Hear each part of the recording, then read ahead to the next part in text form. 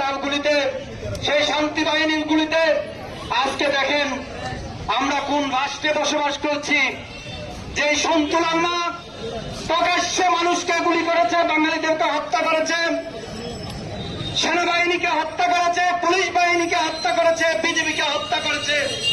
আজকে সেই সন্তুল আলমার গাড়িতে লাল সবুজের পতাকা দিয়ে সে আজকে দেখা হচ্ছে তারপরে শহীদ আজকে পার্বত্য অঞ্চলে ঘুরে বেড়াচ্ছে, সরকারের সকল সুযোগ সুবিধা ভোগ করছে। আজকে এই খুনির হাতে লাল সবুজের পতাকা দিয়ে বাংলাদেশকে কলঙ্কিত করেছে।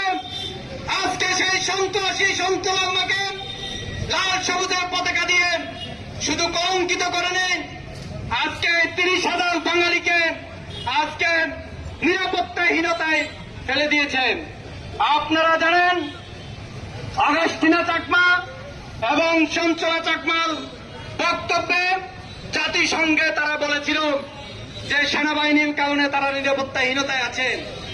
আপনারা কি জানেন যে আজকে যারা এই যে শুধু দুর্গম এলাকায় যারা বসবাস করে তারা যে জন্তু জানোয়ারদের শিকার হয়, আর সেই জন্তুদের আমরা দেখেছি কিছুদিন আগে যে ভাল্লুক আক্রমণ করেছিল উপজাতি ভাইদের উপরে, সেই সেনাবাহিনী গিয়ে তাদেরকে উদ্ধার করে হেলিকপ্টার যোগে তাদেরকে চিকিৎসার জন্য পাঠিয়েছে। আপনারা জানেন আজকে সেই সেনাবাহিনীকে নিয়ে আজকে তারা যে ষড়যন্ত্র করছেন, আজকে যে পার্বত্য অঞ্চল নিয়ে তারা যে নীল নকশা আঁকছে, আমরা পার্বত্যবাসী বেঁচে থাকতে এই নীল নকশা কখনো বাস্তবায়ন হতে দেব না ইনশাআল্লাহ।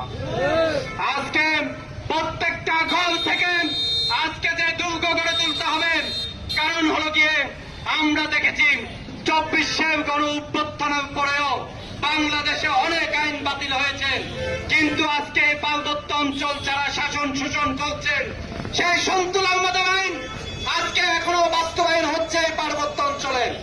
আর সেই আইনের চাপাত আইনের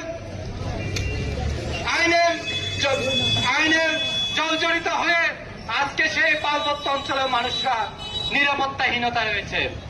আপনারা দেখেছেন আজকে যারা ব্যবসায়ী ভাইরা আছে